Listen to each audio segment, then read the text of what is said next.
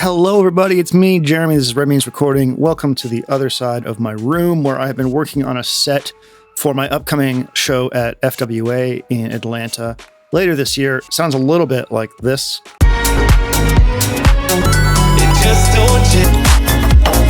back in the mic, Studio One. That's I love you like the dog would.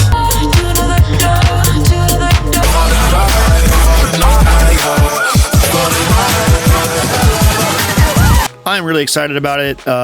It's an Ableton hybrid set with Elektron, where I'm remixing a bunch of furry musicians for it. It's going to be fun. Maybe I'll see you there. But I really like drum and bass. And two, since I got the Digitone Mark II, I have been thinking about drum and bass quite a bit because I believe that it might be capable of making drum and bass sounds really well. So I've been like, in my mind, like, let's try this out.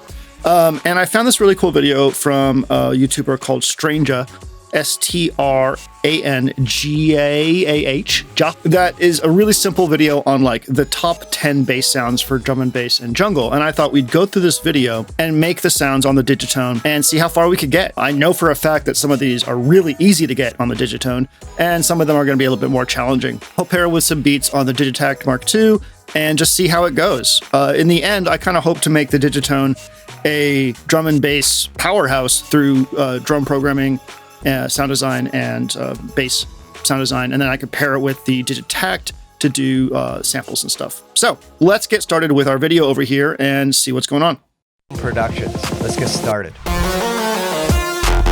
All right, let's start with low pass Reese bass sounds. With this bass sound, the top and mids are usually filtered out, so all you're left with is that low end rumble. Sometimes it can sound. So I already know how to make a low end Reese bass. It's basically a detuned stereo saw in the low end with a lot of low pass. So super easy. We could do this with a couple different engines on the Digitone too, but I think the one that we'd probably go for would be the Swarmer, since this is essentially a super saw. So let's change our key to F. A lot of drum and bass is written in F. There we go. Probably to take advantage of the lowest of the low end that we have available to us, because your key and your sub bass are related to each other. So F is going to give us a pretty good low end. I'm going to change our voice mode here to one voice. This needs to be monophonic. And just for fun, I'm going to go over to Trig and turn on Portamento. And give us a little bit of that glide. It's also called . Okay, let's go over to our tune section. I could also, I could take the keyboard octave down. But instead what I'm going to do is I'm going to go ahead and just take the tuning down. Now we need something in the mid-range to give it a little bit of growl, and we're definitely going to need that when we open up the filter. So let's take our second octave down maybe and change it to, I don't know what to do yet with this 100% in the Digitone. When you hear a drum and bass bass in a track, there's a very solid sub and then there's the mid-range content. And in the DAW, I would dedicate a specific channel to the sub, and then I would program the sub, and then I'd have like other channels for my mid-range basses. But in here, I could have a sub channel, and we might try that and see how much more we could get out of these basses. But if I'm just going to make it in its own thing, it sounds to me as if the sine wave sub is a little bit more pure than that, which is the square sub.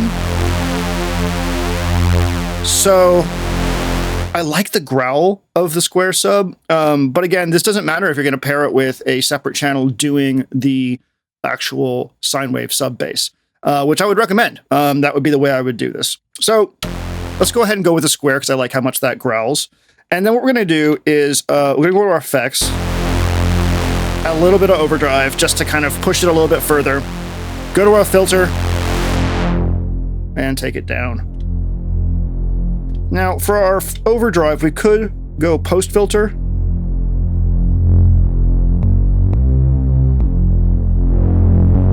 That's nice. Let's change our, oh, we are chromatic. We're good. Okay, so let's try this. Let's listen to theirs first.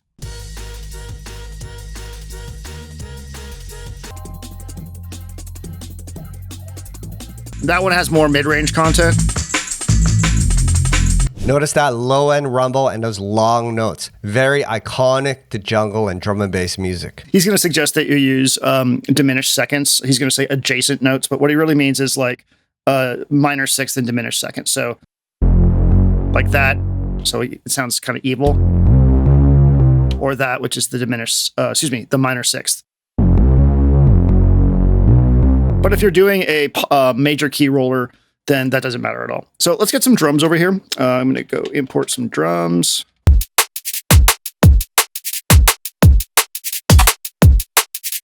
So one thing I completely forgot about was stereo. We need stereo. So I'm going to go to my effects and turn up the chorus. Yes, that's the missing fucking piece.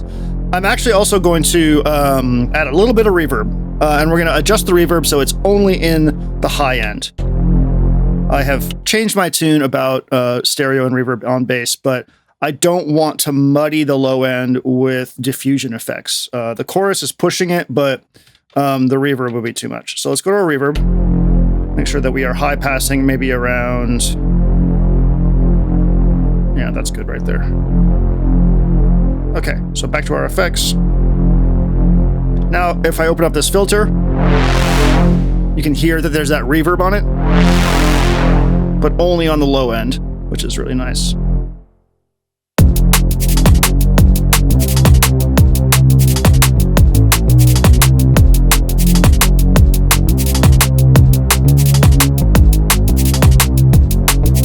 Quantize. This is actually a little busy for a Reese bass, but it is what it is.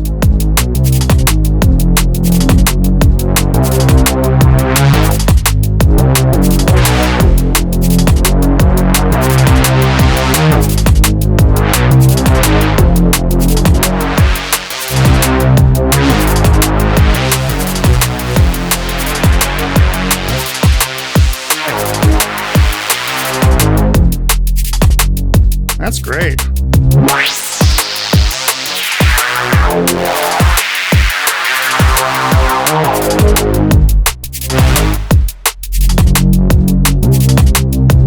All right, so there's our low-end Reese bass. What I was doing there is playing with the filter type.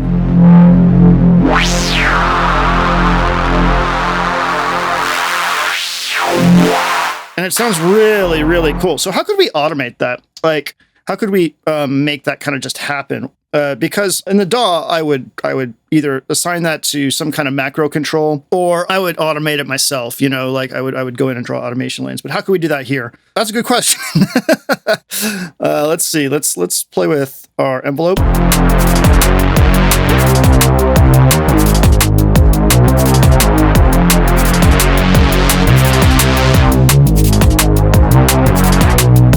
Okay, so that gives us a little bit of envelope movement. If I go to my mod here, I can assign something here to like filter type.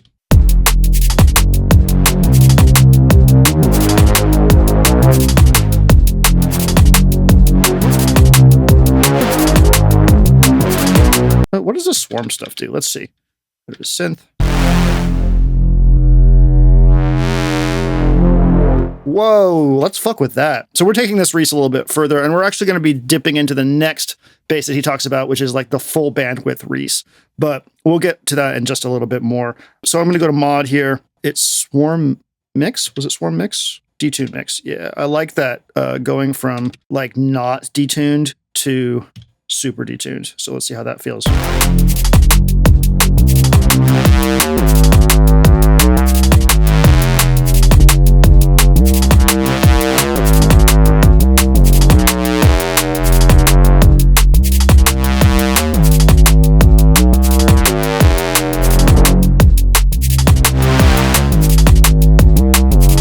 I think that's cool as hell. This is exposing, however, the issue that I was talking about earlier with the sub, meaning as we switch types here and go up to that high pass filter, which sounds great, we lose our sub. So it is our responsibility now to consider how we're going to get that back. And what I think we want to do is I'm going to re-record this because I want to do like a slightly less aggressive version of it. So function clear, and then go back into here, track 1.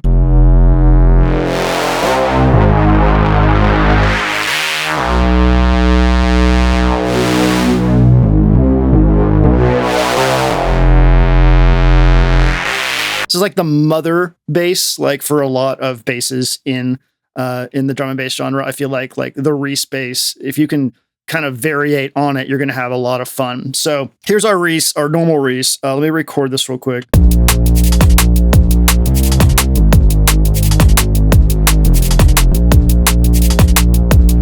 Yeah, that's good. Nice and clean.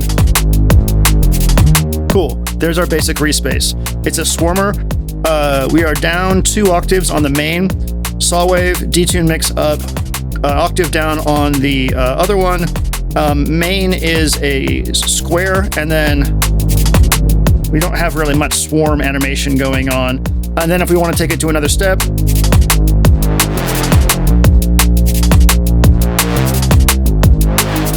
you can start to automate things. Let's go ahead and function copy. So copy track sequence, go to track 2, function paste. Okay, let's make our sub on this channel. So I'm going to go ahead and go to one voice again with a voicing menu. A lot of the stuff is just going to be single voices. We don't want to take any polyphony up accidentally or have our bass notes overlap each other. Okay, so this can be almost anything in terms of the engine. FM engine will work, but we don't need that much power. So I think I'm going to do is I'm going to go to Wavetone. Wavetone is the new, somewhat underwhelming, but not terrible wavetable engine with, I think, 2 wavetables. I could be wrong. Yeah, we have a whole 2 wavetables. Really pushing it there, Elektron. Great fucking job. But we have access to some very simple wave shapes here, and we can just detune these and get a really nice solid sub. If we need to push this a little bit, we can go over to our effects and add overdrive, though I'm not really sure I want to do that. Another thing to note here is that these basses would be sidechained against the kick, and we don't have that going on right now. I wonder if we can go down another octave. Oh, we can. Great. Yeah. Now there's a fucking sub.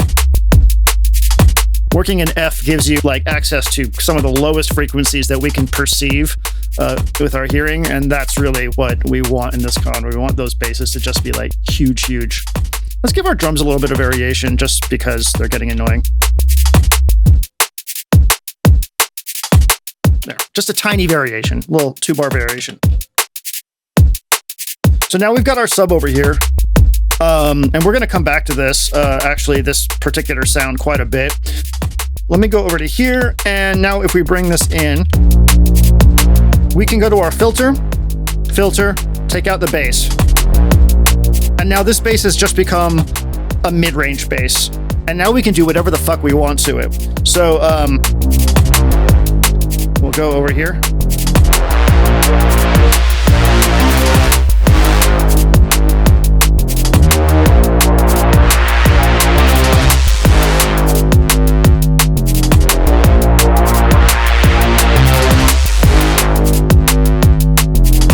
One thing that is important in this genre, I feel like, is you establish a very, very strong core of your bass, meaning like that Reese sound that we started with, and then you automate changes into it. There are LFOs involved sometimes, but I feel like that's less a thing than going in and creating purposeful variations to moments in the track. It's a little harder to do here because that's really a DAW automation lane kind of thing. I guess we can try it. You know what we could do to make it, let's see. I like that with the envelope on it. That's really good. Fun. I like that bass quite a bit. So we'll turn that one off. We'll leave our sub. What else does he have for us? Bass sound 2, Nasty Reese. All right, next up we have full out, unfiltered, nasty Reese bass sounds. These sounds have the full spectrum of frequencies and often sound gritty and dirty.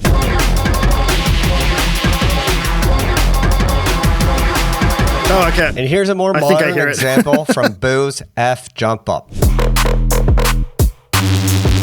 That. So that's a variation on what we had before. So let's go ahead and we get our sub.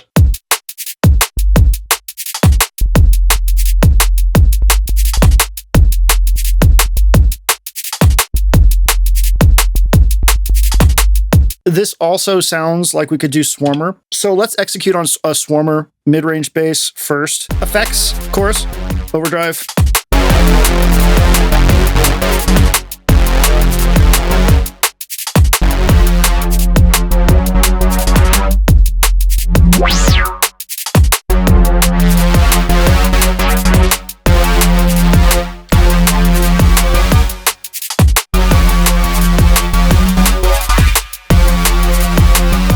Little bit of bit reduction gets a really nasty aliasing on top, but I like quite a bit. Let's go to our trig settings and make this portamento again.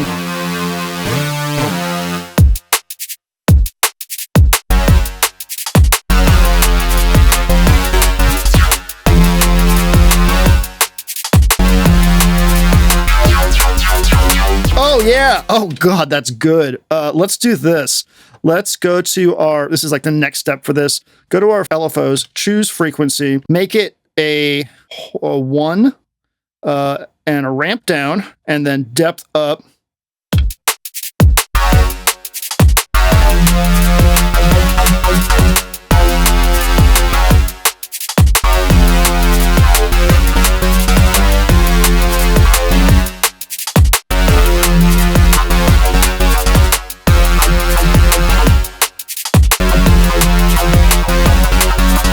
That's fun. That's really, really fun. I think a lot of the power here is going to come from playing with the LFOs over time, but you can automate the LFOs to an extent too. So there's our one that does frequency. I would absolutely fucking kill for a way to make our LFOs unipolar in Elektron boxes. I've hated that they were like that. If someone here is like, oh, you can, I'll be like, please tell me how. It looks like this one is.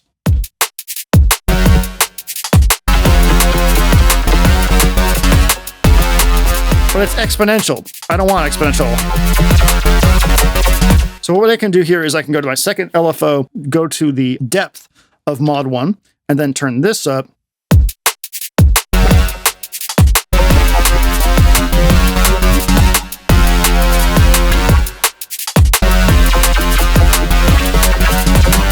And now you can hear we have that modulation there.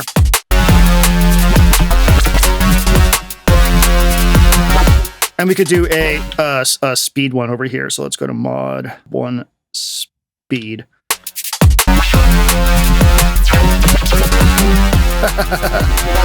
That's pretty wild.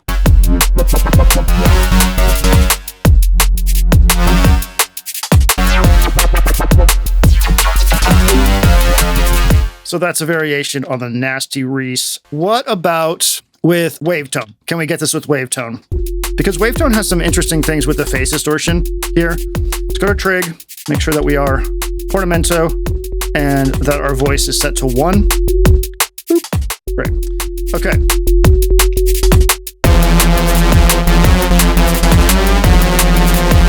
I'm detuning them to get that swarm effect. That's not bad.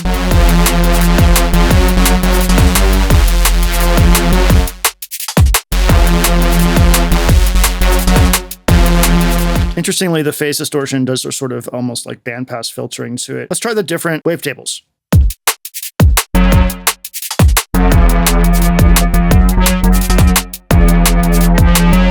Oh god. Never mind. This is the wavetable that's in the syntax and it sucks ass. What is up with Elektron and wavetables? Like, do they just fucking hate them? Because they put these engines in here and they just suck. Oh, thanks so much for giving me access to like the basic analog waveforms. Wow, Elektron, so fucking cool. And then the second one is this like toothless ass, like organ sounding fucking thing, which it's like, let us put our own wavetables in there. Like, you obviously don't know what the hell you're doing. Yes, I am in my shit talking Elektron phase. Thank you for coming with me on this journey. That's good.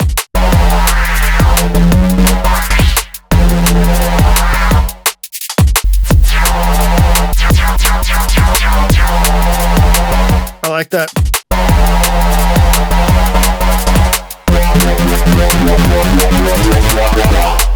Yeah, that's fun. Okay, that's it for this video. In the next video, we will go over the next set of his basses. I realize I've already been filming for about 40 minutes.